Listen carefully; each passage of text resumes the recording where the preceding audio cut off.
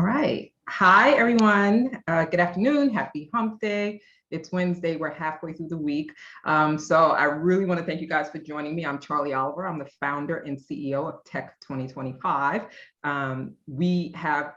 This is something that we've been doing since 2016, 2017. I'm really happy you could make it for this event. I want this hour to be really jam-packed with information, sort of insights, and I want to give you guys an opportunity to really be able to ask questions. You know, we don't get a lot of opportunities to ask questions of people in senior positions in tech at the big FANG companies. So this is a great opportunity, and I look forward to bringing in our speaker. Okay, but let me first tell you basically for those of you who don't know, what we do here is we offer companies the future as a service. That means that we offer employees or employers a way to talk about the futures with their employees, specifically regarding emerging technologies. And we've been doing this since 2017. Really exciting time, as you can imagine. But we help employers or companies to understand how to have these conversations with employees and how to find opportunities to not just upskill them, but to get them to be really involved in innovation in a substantive and ethical way.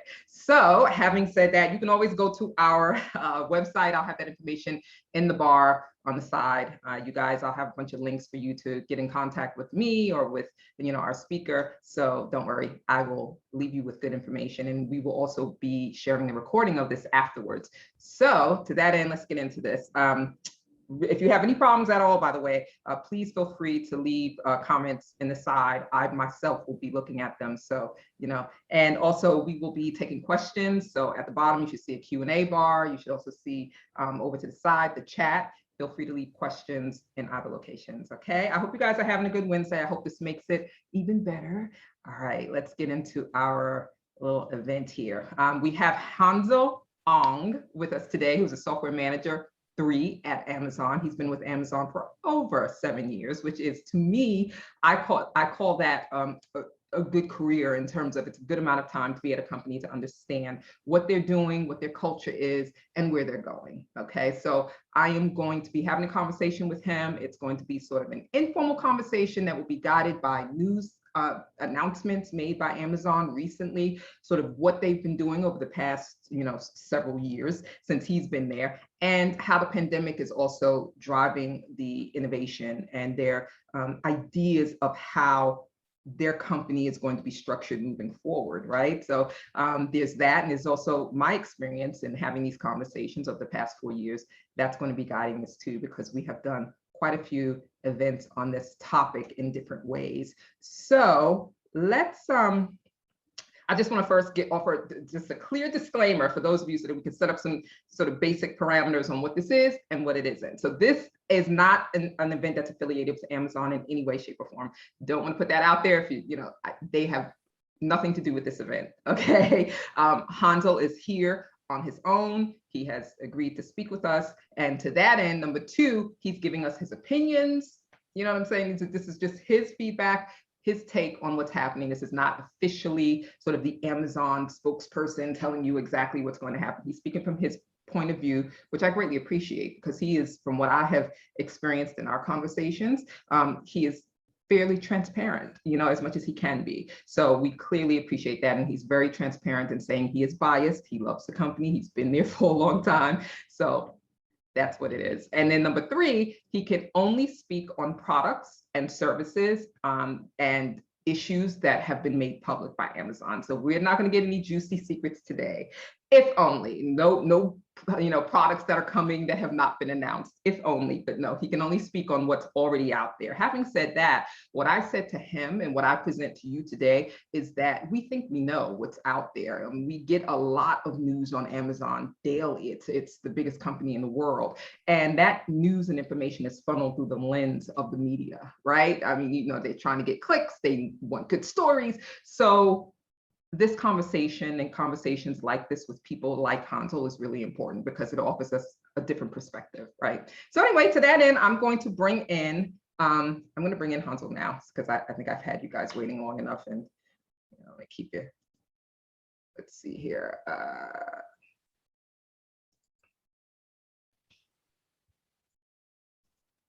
All right, Hansel. Hello, hello. Hello, hello. Are you there? I'm here. And your video is on. Yes. How are you?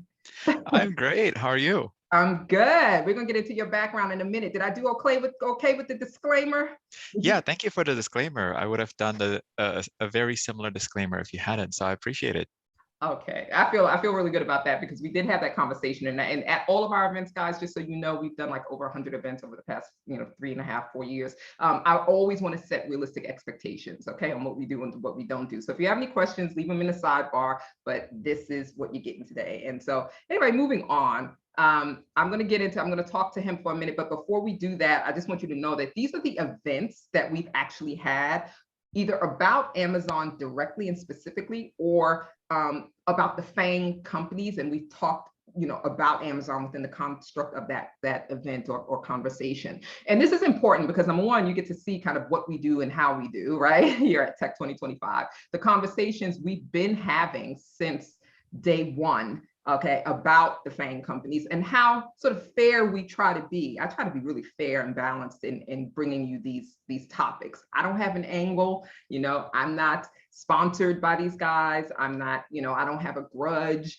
Unless you owe me money, then that's a different story. But no, I don't have a grudge. So it's all about us coming together and figuring this stuff out together and kind of having these ideas and listening to each other. So anyway, to that end, I got to tell you, if you look over here to the left, Automating Amazon, a private tour of Amazon's fulfillment center, that event, there were two events, one in March of 2020 and one in April, and it was canceled because of the pandemic. That was the last event that we were going to do on Amazon. So the brilliant thing about that is that it was just a tour of their facility, their fulfillment center here in Edison, New Jersey.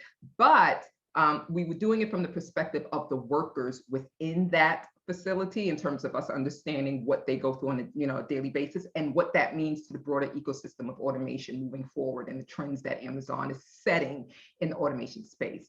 So that's how we get down here at Tech 2025, right? So having said that, you guys can always go to our event site. We have all of these events still up on our past events page. You can go check them out. They're there. If you have any questions, let me know. I will say one more thing before we start with Hansel. Hansel, you see this one, Upskilling America, why companies are struggling to retrain their workforce. This is directly related to this conversation. As a matter of fact, this conversation is a continuation of that. Again, that event took place January of 2020. Okay. Oh, And wow. yes, yeah, we talk about the future here, right? So the thing about that event is we had the executive vice president of software engineering at Viacom. We had a Wall Street Journal reporter who actually posted and wrote about in a really thorough way research on how the big tech companies and some of the consultancies too, like PwC, were upskilling, that investing a lot of money, but they were having issues. And so we looked at that at this event, and we asked everyone in that room a question that I may ask you guys today. And Hansel, this is something we can talk about later. The question was, do you think in the next 3 to 5 years, let's say the next 5 years, that your position will be partially or entirely automated? It could be tasks, it could be the entire job, whatever, within the next 3 to 5 years. And out of a room of 75 technologists, mostly primarily technologists, okay, in this room, only one person said that their job would be even partially automated. And this was just before the pandemic. So I'm going to get your feedback on that, Hansel. All right, let's get into this. You guys can read his bio. I'll send you his information. But let me stop sharing my screen now and let Hansel come in and talk about, first and foremost, welcome. Tell me, Hansel, tell us a little bit about, number one, what you do at Amazon right now as software manager 3, and how long you've been there, and sort of your trajectory, the trajectory of your career moving through the company up until now. Sure. I guess I'll give a really brief rundown. A lot of this is on LinkedIn, but I'll summarize it really quickly. So I didn't start out in software. I started out with pre-med back when I was getting my bachelor's. So I have a chemistry degree. And then I was in environmental health research for a few years at the University of Washington before I was going to have my first kid. And then I realized, oh my God, I need to make a lot more money. So then that's when I decided to go into the private sector and worked as a contractor at Microsoft. And I did that contracting job for a couple of years before I really wanted to have a full-time position because it has better benefits. You're treated as first-class citizen and all of that. Anyway, long story short, I ended up going through basically all of the primary engineering roles. So from software testing, from software development, project management or program management, as well as actual QA and software management. So I've done a lot of those roles in several different companies, including Microsoft and Amazon.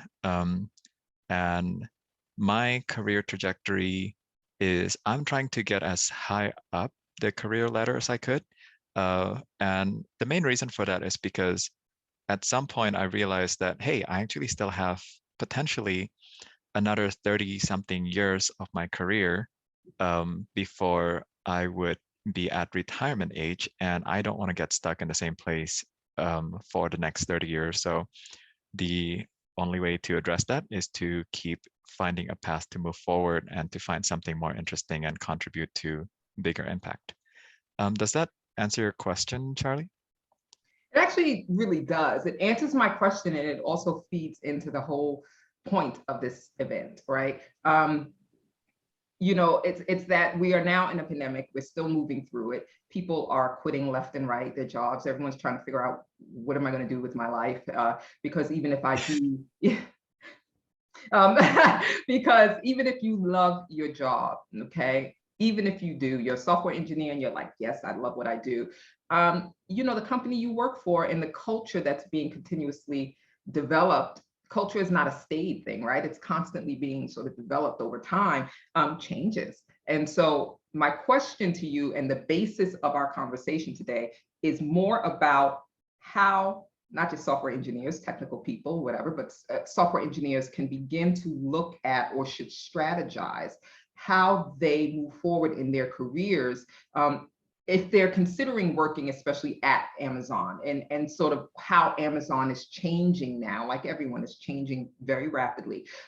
And so to that, I do have my first question for you. I first want to actually show you guys this really important thing, because even since I just announced this event like 3 weeks ago, Amazon has had like a few big announcements that's very relevant to this conversation. So I mean, God, you know, we don't get a moment to sleep here, right? It's like, so just recently, Amazon announced that they were hiring, and by the way, this is his feedback. Oh, I should also mention, guys, just so you know, Hansel, we're going to talk about this next, your software engineering events that you do for Amazon to hire engineers, which is really important. And that's how I found you, just because I get on these calls all the time. And the attendee feedback that you've been getting has been pretty phenomenal. And I'm not surprised, actually, now that I've talk to you myself. So this is exclusive, quote unquote, it's not exclusive anymore, but the Amazon CEO, the new CEO, just announced that Amazon is hiring 55,000 new tech jobs in the next several months, right? Now, this is on the heels of major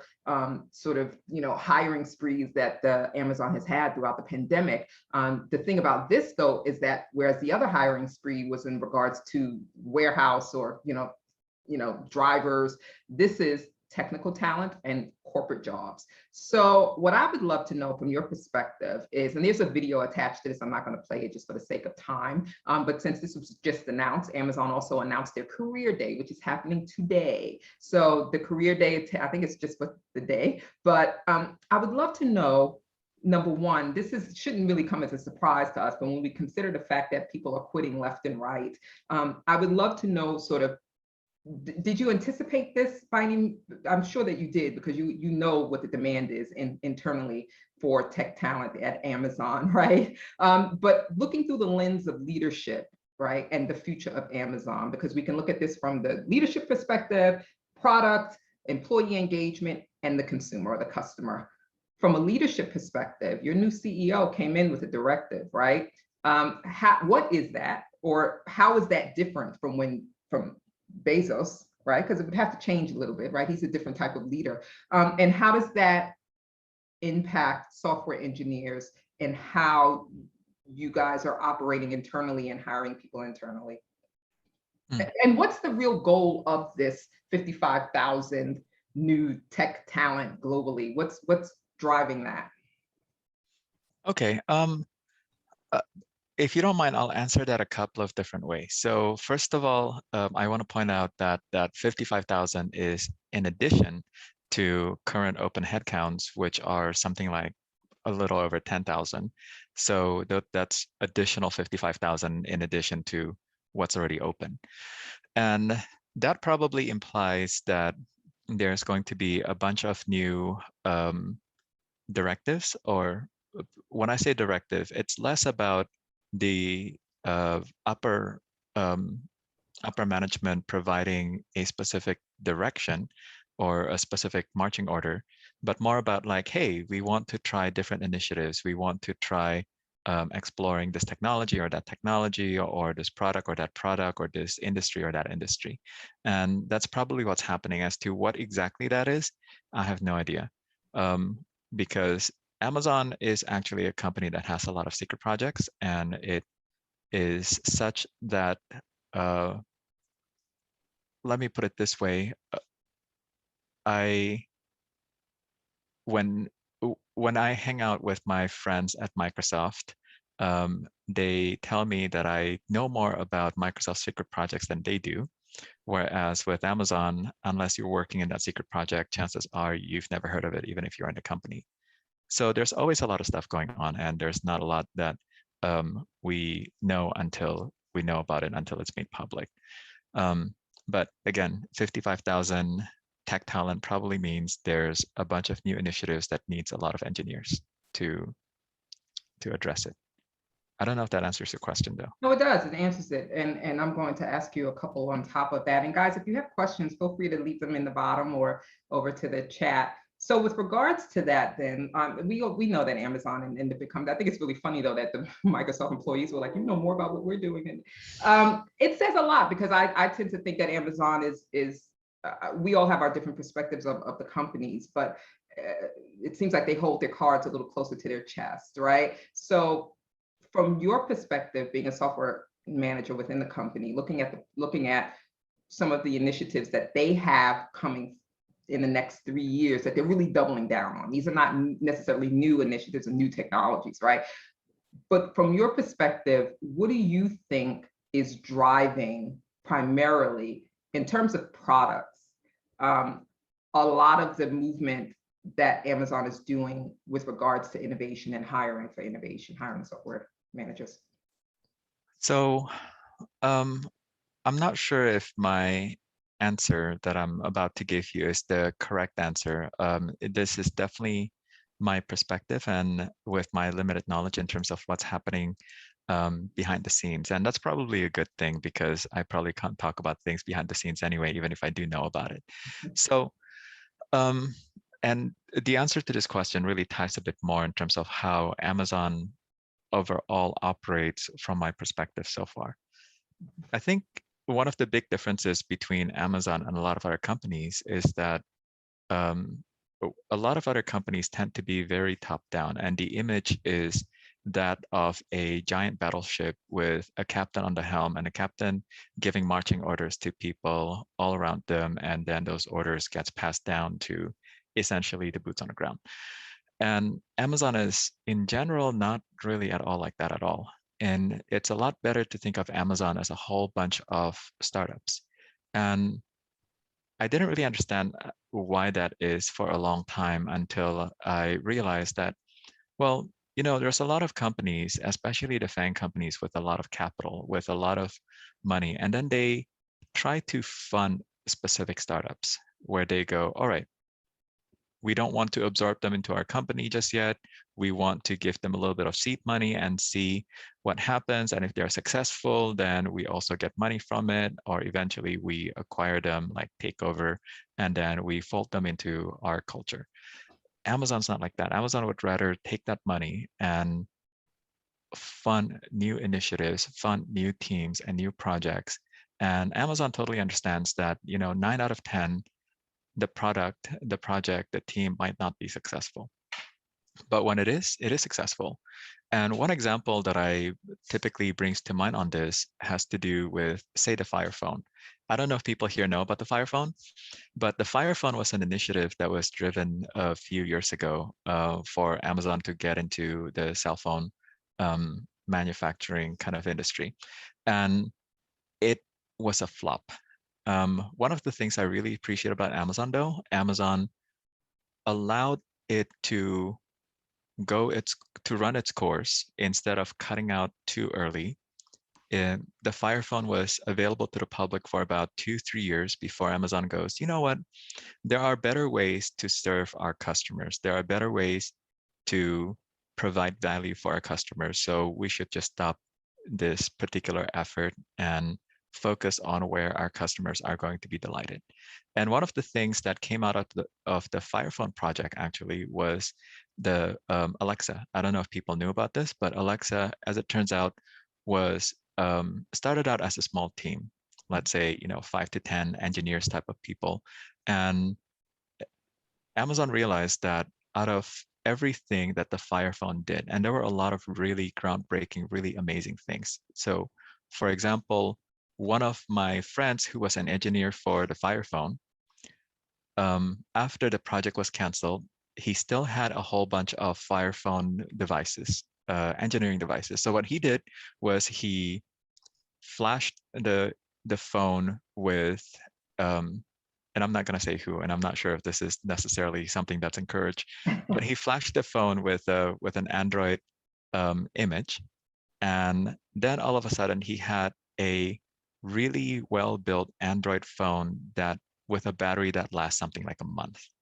And that was just to give you an idea in terms of some of the innovation that came in the Fire Phone that isn't available anymore because, as it turns out, people didn't need and the customers weren't looking for those kinds of things. But Amazon realized that Alexa inside of Fire Phone was one of the things that people really, really liked.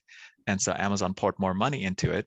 And Alexa is now one of the big organizations inside of Amazon, and it continues to develop. So that's kind of how Amazon works, where it's like, let's try this and let's try that. Let's figure out what our customers need, what our customers want, what makes them happy. And one of the other things too about Amazon that I really, really like, and I totally sound like I've drank the Kool-Aid here, is customer obsession.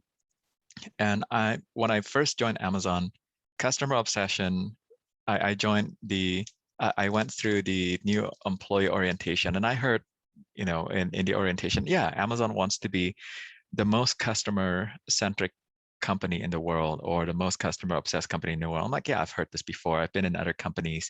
It's probably BS.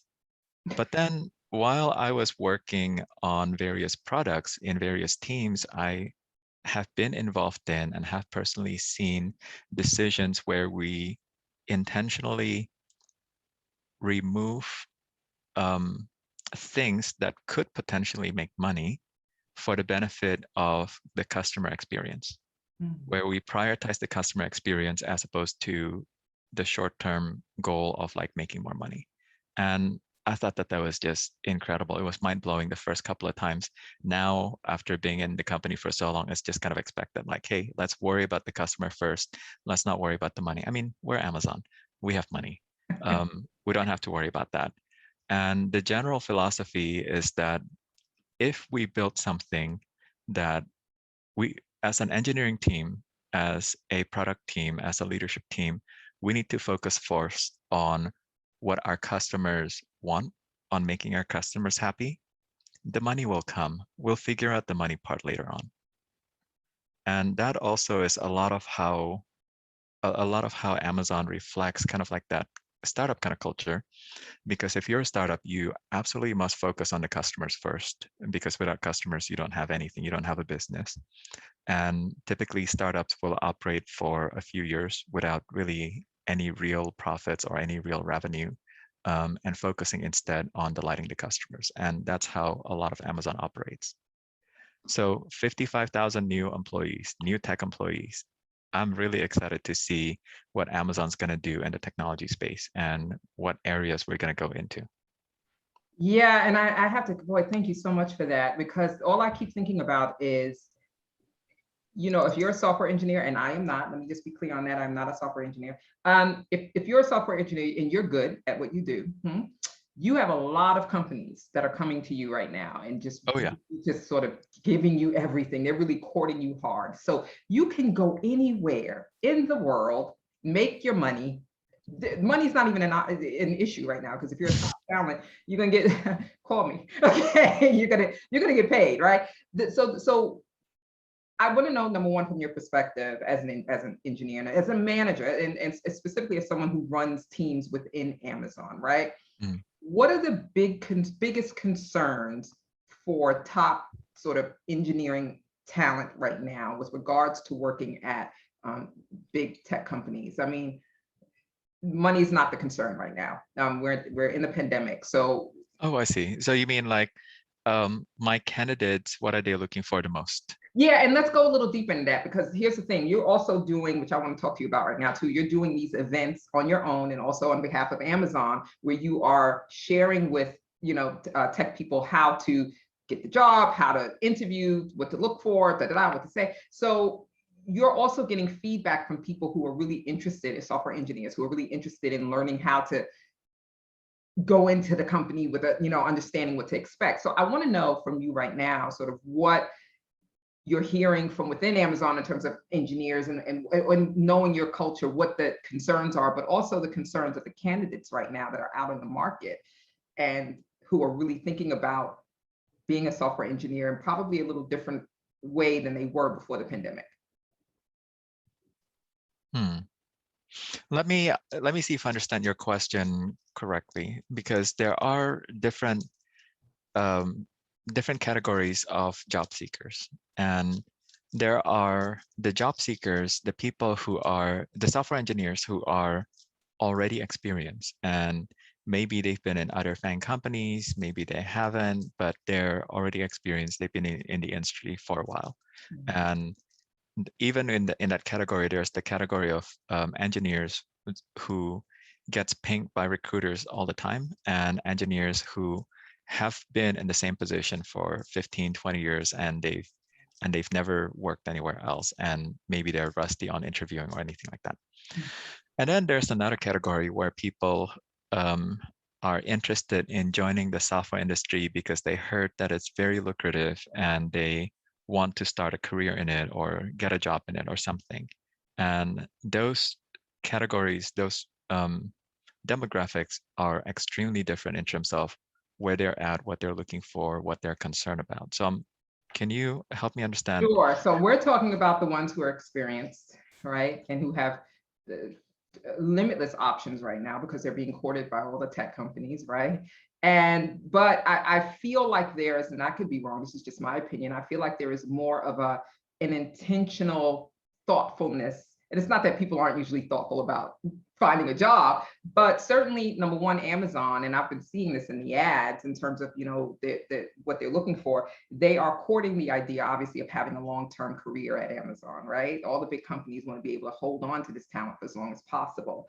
But my question is, what are the concerns that you're hearing, or that you understand innately, being a software engineer, that software engineers have right now in the midst of the pandemic, that I don't know, may or may not be addressed in these job postings, that you're hearing and seeing even in your events that you're targeting specifically to them?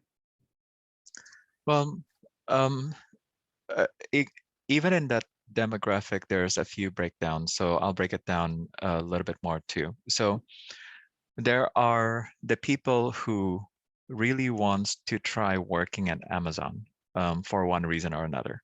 And those ones, we don't have to actively reach out to them. They're actively reaching out to us, and they're actively applying and trying out for positions again and again, even if they don't necessarily pass the interview the first time or first couple of times.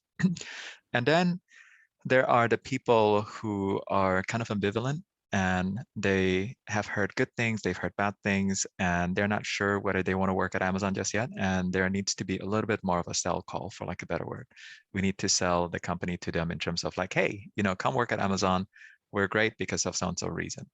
And then there's the people who, of course, they are against Amazon for one reason or another. whether or not it's based on reality, it's fine. People can have their opinions, and if they don't want to work at the company, we don't want to push them into it either. Um, so I think you're probably thinking about like the people in the middle in terms of like when the people that I need to convince that, hey, Amazon is a great place to work in, Yeah. and what they're concerned about. Okay. Absolutely. Because on top of that, remember I told you about a person who came to me in our community, and she was really concerned because she heard Amazon gets rid of people every 2 years and cleans house. I mean, we all had heard things, but these things get expressed in one way or another. So yeah, that's exactly what I'm talking about. Okay, yeah. So probably a couple of things that come first to mind is what is the Amazon culture like? What is the work-life balance or harmony like? And what is the remote work policy like? Those are probably the top three things that people come to me and ask me about. In terms of how much Amazon pays salary, that's something that people are generally not concerned about. Amazon consistently pays quite very competitively. I guess I should that's probably the safest thing for me to say. And yeah, so let me focus on those concerns. In terms of the culture, I think people don't quite understand the Amazon culture until they're in it. The leadership principles in Amazon really ask the question, are you a leader? Do you have leadership qualities? Are you the kind of person who is proactive? Are you the kind of person who takes initiatives? And that is something that people need to provide clear examples of doing such things before coming to an Amazon interview. Because during the Amazon interview, we'll be asking exactly for those kinds of examples. And the reason for that is those leadership principles, those leadership qualities are exactly how every single Amazon employees, from warehouse workers all the way to executives, are evaluated. So all levels, that's how we're evaluated in terms of the leadership principles. And then, and that's not for everybody. Some people, they want to get a job where they can coast. And Amazon is definitely not the kind of place where you can coast. Amazon is definitely the kind of place where you are going to grow and continue to grow. And that is part of the expectation that you're going to improve yourself and learn and be better over time. In terms of the work-life balance, that really depends. And the reason why that depends is because of a couple of different factors. One factor has to do with the team, with the manager of the team itself. Whenever I see or hear about a team where they work clearly more than 40 hours a week, or where the employees are getting burnt out, that to me is a red flag on the manager. That to me is a management problem, and there's an issue there in terms of the culture that the management set up. From an official corporate kind of perspective, I mean, we don't typically expect people to work all those extra hours. If anything, we want to make sure that our employees are happy so that we can retain them, because the recruiting and hiring process is very lengthy and is very expensive.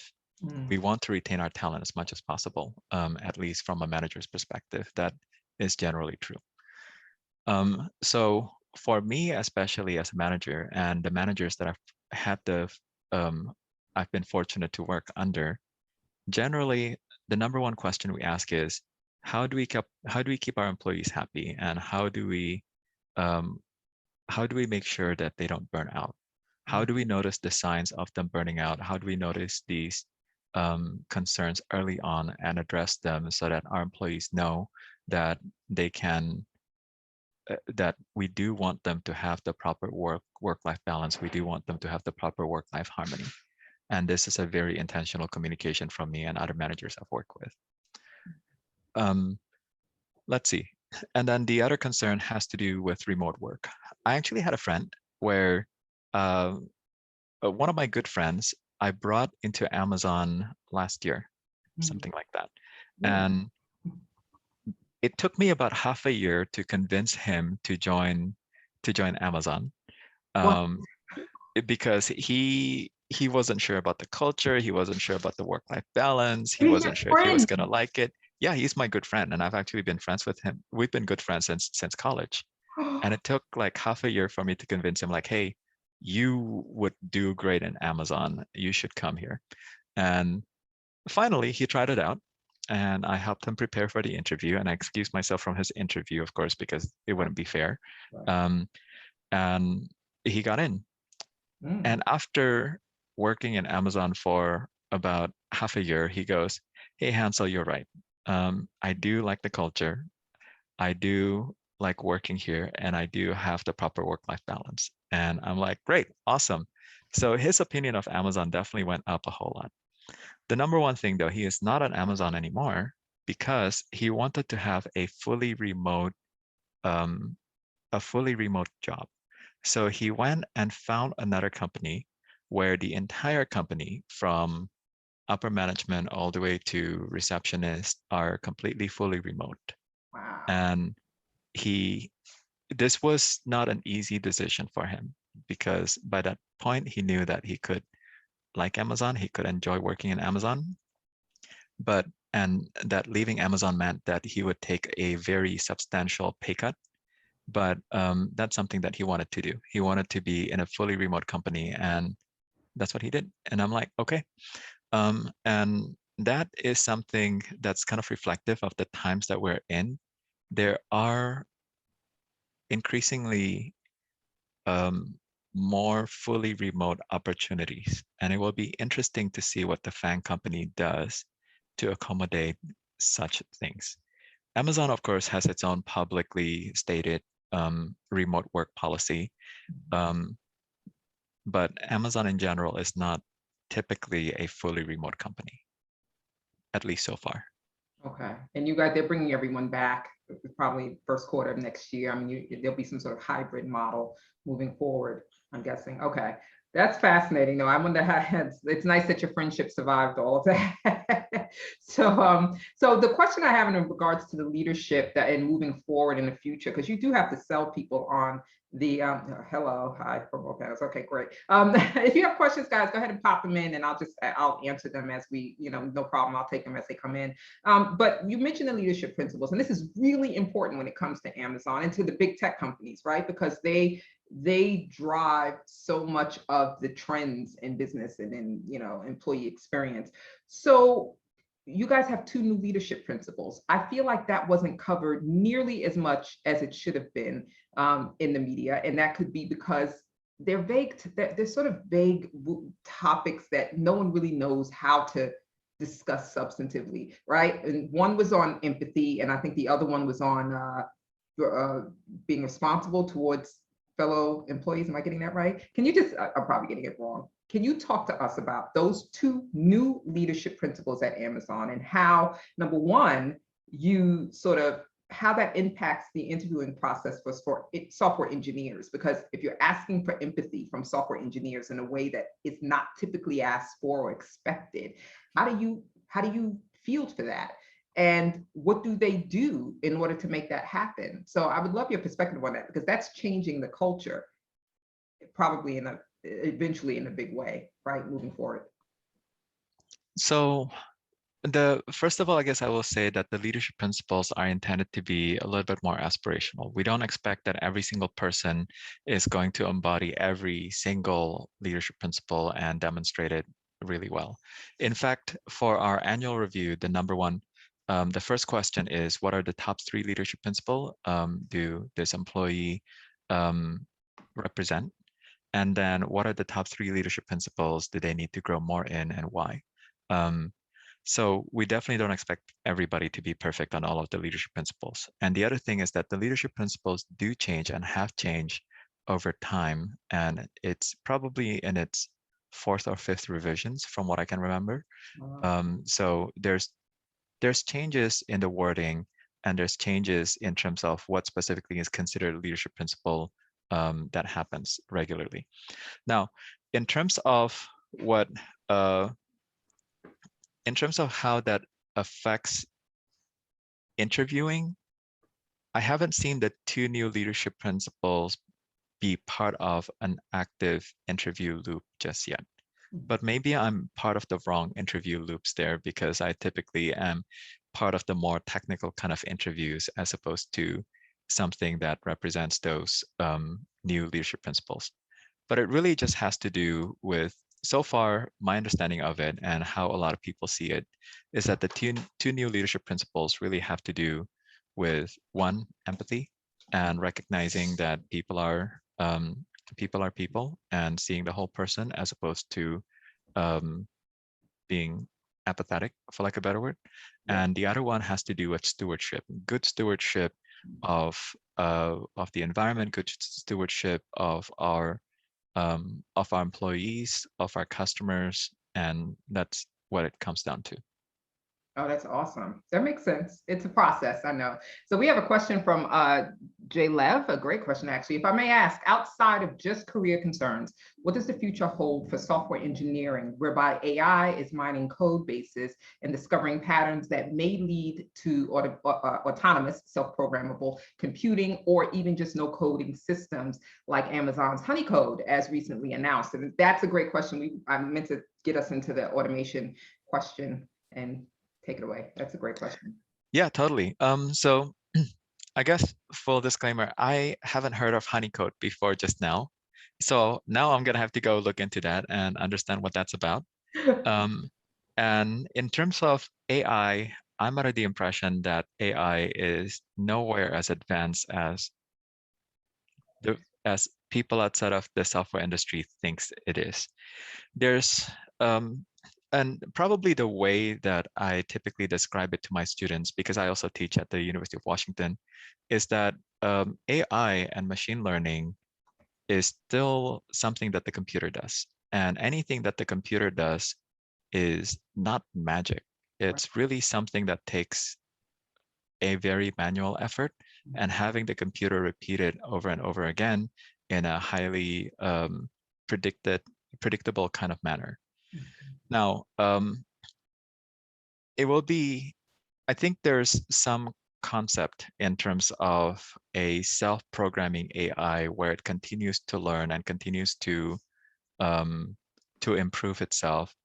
That I've heard rumors of that, and I've seen examples where that might, it appears as if that's the case.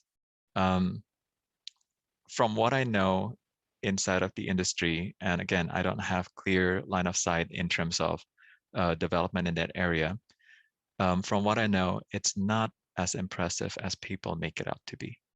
A lot of it is trial and error, and a lot of it is more of adapting data in order to respond to external stimuli one way or another. Now, in terms of the automation question that Charlie mentioned early on and also was brought up with this question, I typically say to everyone that part of our job in the software industry is, to some extent, automating ourselves out of a job. I mean, that's just kind of the reality of it. By definition, programming in itself is essentially automation, is taking manual processes and automating it. And so for every team that I've worked with so far, our goal shouldn't be to hold on to our existing roles right now, to our existing responsibilities right now, and continue doing the same thing for the next 30 years. Our goal should be to automate ourselves out of a job and move on and continue to tackle more interesting and more complex problems in the future, and then automating that somewhere again. So I'm not sure if that answers your question. It does. In a way, yes, we are automating ourselves out of a job. On the other hand, there's more things to automate always. Always. Well, let me ask you a question. And as a software engineer, this is really important, because the process of automation is not just happening, at the software engineer level. Now it's being funneled down to the business level. We have ordinary people in the company who are non-technical, who are being given no-code tools, well, low-code or no-code tools. And in Amazon and the big companies, as we know, just this past year, because all of these companies now realize that they are way behind in their digital transformation, and they need to, or they should have been automating a lot quicker or a lot more effectively. But from what I've read about Amazon and the big companies like Microsoft, they have obviously launched their own sort of low code platforms, which is to be expected, right? But my question is, as culturally within, because there is some pull and tug on that, where I'm hearing that software engineers don't really like the idea of non-technical people doing no code, because they have to go behind them and kind of fix stuff and make sure, and I mean, it's true. Yeah, it's like you kind of, you give people the tools to create, and they're going to create. There's going to be a lot of crap, right? And there's going to be some good stuff, but you've got to have systems in place to make sure that happens safely. So my question to you is, how is that being played out within Amazon, and how do you see that playing out over the next 4 years with regards to automating processes internally with non-tech people? Again, I'm not sure if this is the answer you're looking for. I don't think that's a new problem at all. I don't think that's a new problem in the software industry at all. I think that's always been a thing. We always have technical people, and we always have non-technical people.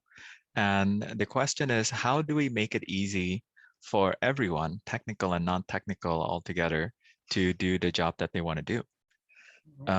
And again, a huge part of our work always is to take something that is tedious and take something that is a manual process and create automated mechanisms so that we don't have to do that anymore.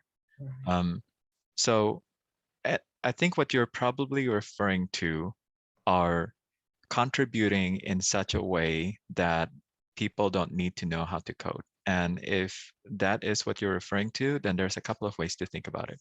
One, everything that we do, including this Zoom meeting in the first place, is exactly providing that kind of mechanism. Now we're doing this without the need. I just have my laptop, and I assume you just have your computer or laptop.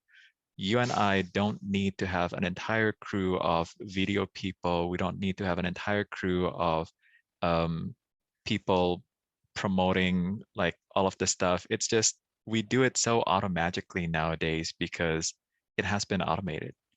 And we don't need to know any coding at all in order to make something like this happen. And then there's the other aspect of things, which is being a creator in such a way that mimics coding without actually coding. And there's a lot of efforts to that. And that's especially important to bring new people, especially children, into coding. And there's a lot of initiatives on that. And that's also important in terms of bringing less technical or non-technical people into coding and get them into the mindset of like, hey, this is what you can do. And these are the things. The problem with those kinds of tools typically is that it's very restricted in terms of what you're able to do. And there's typically a very specific learning curve for that specific technology, which may or may not exist a year or two from now. So, and sometimes people misunderstand this. People mistake this from outside of the industry where they go, oh, and the number one question, and in fact, yesterday,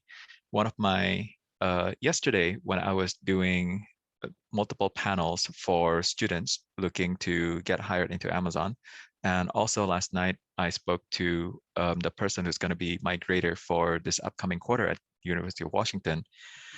The number one question that everybody asked me is, hey, what programming language do I need to learn in order to get hired at Amazon? And I'm like, well, that's the wrong question to ask, because the expectation is not so much that you can speak the language. The expectation is that you can use the language. And I explain it to them as in terms of speaking another language, let's say speaking English or Spanish or something like that. We're not asking the question, can you speak Spanish? We're asking the question, can you write a song in Spanish? Can you write a poem in Spanish? That's beautiful. It's not about knowing, we're not looking for people who have memorized 75% of the Spanish English dictionary. We're looking for people who can actually apply it. I love that. And so to that end, I'm going to ask you this last question, and I'm going to let you lead us off as we leave. And guys, if you have any more questions, please leave them now. I put a bunch of links in the side to get in touch with us and to get in touch with Hansel and to follow him and all that good stuff. Here's the deal though. I see on YouTube, and you guys let me know if you feel the same. I see on YouTube a million videos and I follow them because I'm a geek like that, on how to ace software interviews, software engineering interviews, or technical interviews at the FANG companies, right? There's a That million. is a hot market right now. No, There's I'm so many ready. companies doing that. I'm I'm thinking, involved in like 3 companies, helping them teach yeah. students Do you how to guys do know well what on that that. is? Yeah, so this is a Yeah, really huge thing because I'm not a software engineer. Hello, I do a little bit of coding, but that's it. I'm not like an engineer. I'm not, but I love those things. There's 2 things. They're fun to watch because you're actually watching people who went through the process and they're giving their perspective on, well, I interviewed at Amazon for and it's information that's intriguing and helpful. However, it can also be misleading. It can also it can lead you down a rabbit hole of I don't know what. So I want to know 2 things. Number one, what's your take on these YouTube channels that are dedicated to, as well as the whole industry of training people on how to ace the engineers, the interviews for software engineer at the FANG companies? And like, how do you counter that with your own education for people or your course? so the question is, sorry, can you I'm sorry, rephrase the let me just say this. question? So what is your take on that, the entire industry that is proliferating right now, primarily via YouTube, of, you know, people training and giving advice on how to ace the interviews, the very technical interviews for software engineering or developers or coders or whatever at the companies? There's quite a few of them, especially for Amazon, because it's very hard to get in there. So what are your thoughts for engineers who do want to apply to Amazon? What are your thoughts on them looking at these videos or going to these quote unquote experts to learn about it? I mean, what do you think about that? Is that wise? Do you have any ones that are your favorites, or would you rather just people come to you instead? Um, so probably my response to that is, I think what a lot of people don't realize is interviewing is a skill in itself. And just like any skill, it needs to be intentionally trained. You need to intentionally practice to get better at it. And even for myself and most everybody that I know of, even if they've been in the industry for like 15, 20 years, doesn't really matter. If they want to go on a technical interview, they need to take some time to prepare, to train, because it really is a skill. And anyone who's gone through the interview knows this extremely well. It is a skill. So it does fill a need for people to learn and know about it. My number one thing that I always tell everyone is that at the end of the day, because it is a skill, at the end of the day, the only way you get better at it is by doing it. And you would do it by going to mock interviews, or you would do it by going to actual interviews. Either way, there's no substitute to actually doing it. Now, that said, it could be the kind of thing where you learn, where you go to something like that and you realize uh, that your knowledge, that your current skill set is limited. And then you go, all right, I need to learn these additional things so that I can do better in the interview. And actually, by proxy, you do better in your regular job too, because now you have additional skills. Now you have additional knowledge that you can apply to your day-to-day. And that, I think that's a good thing. I think that's not a bad thing at all. Now, I mentioned that I've been involved with at least 3 of such companies in the past, and actually still am. And there's a lot of different approaches. So some companies are extremely academic, and it gives people a lot of background knowledge, a lot of academic knowledge in terms of learning something new, but then not as much in terms of how to apply it to an interview setting or into a work setting. Other companies are extremely technical, where it's just like, here's an interview question, here's another interview question, here's another interview question, and see how well you can get through it. And then the onus is on the student to go do their own research, to do a little bit better and try and apply their knowledge.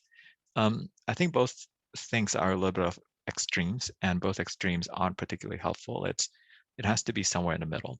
You Mm, do need to intentionally train for it, right. but you also need to intentionally get the right knowledge and and be able to apply the right kind of coaching and guidance.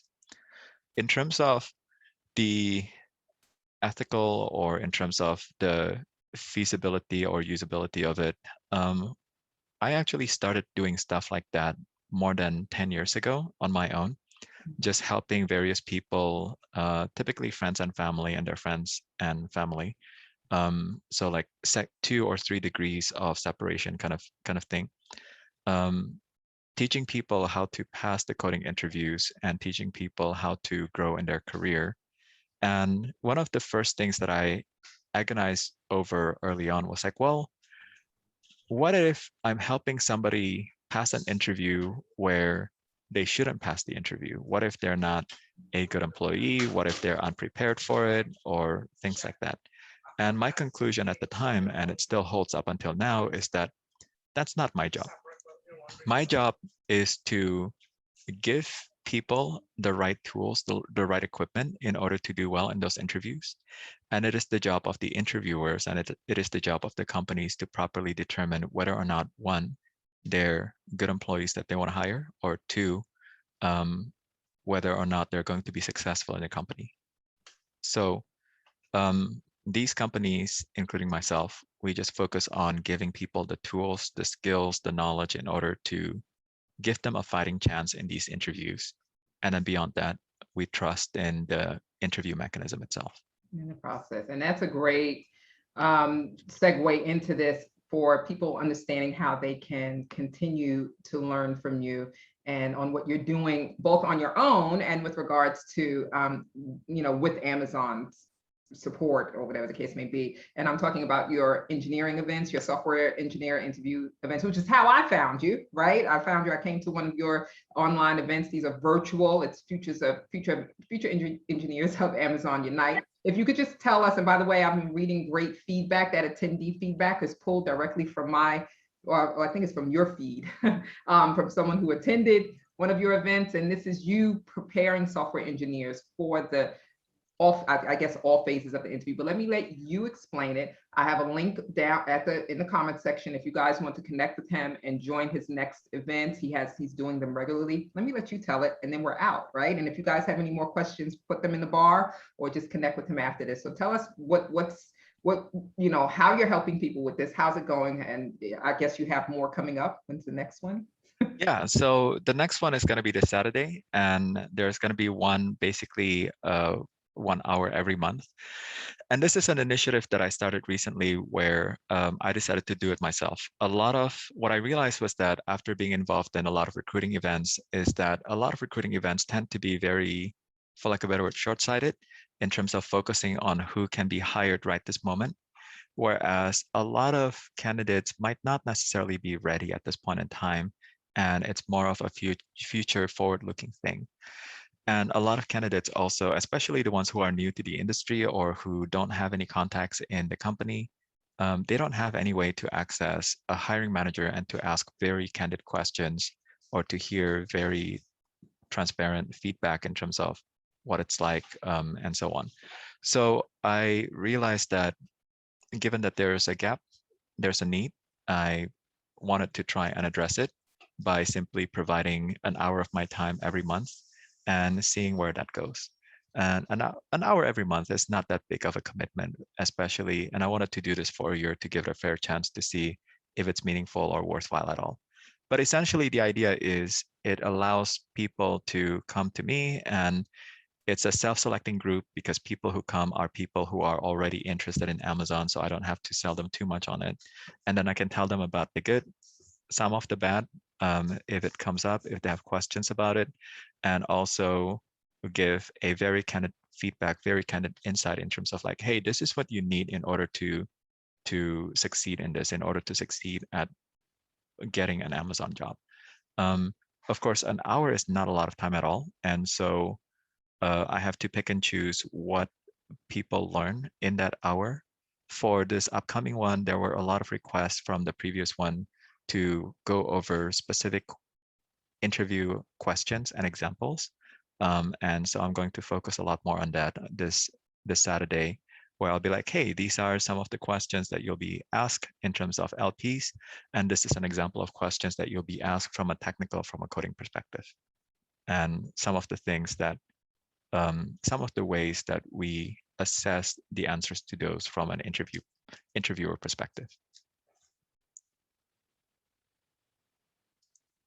Oh, you're muted. And these are primarily, sorry about that. These are primarily software engineers, right? Engineers positions. They're not sort of a diverse. Are you speaking to a certain group of technical positions? So last time I was opening it up to just anyone and everyone, and I still am for this upcoming one. But for this upcoming Saturday, there were a lot of requests last time to talk specifically about the engineering roles. The LPs are going to be relevant to any role that that applies to Amazon. The coding, of course, is more on the engineering, more on the technical kind of roles. Awesome, awesome. And you have hired people, right? You said that have you found candidates from this? How's it working out? Before we go, tell the truth. So last time, I think about 75 people RSVP'd. Less than 50% actually showed up for the event, and that's okay. That's normal. That's expected. Yeah. And then out of that, that led to about a dozen conversations that follows up. And there's a couple of people who have gone on to an actual interview, and there's also some successes in terms of being hired at Amazon there.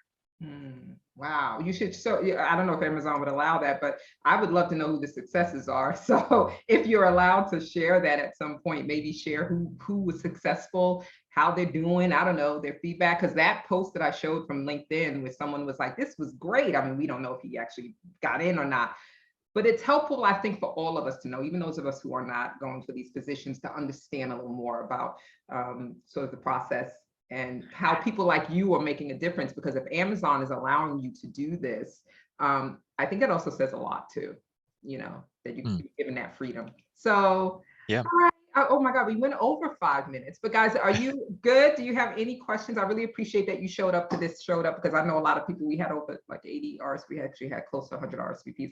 It's a very busy time right now, and people are doing a lot. But I appreciate this. I would love to share with you guys that information. The links are in the side right now. You can go in there and click on anything or copy it. And also, I will send you an email with this information and with anything that, with the video as well. So you'll have that. Hansel, thank you so much for your time.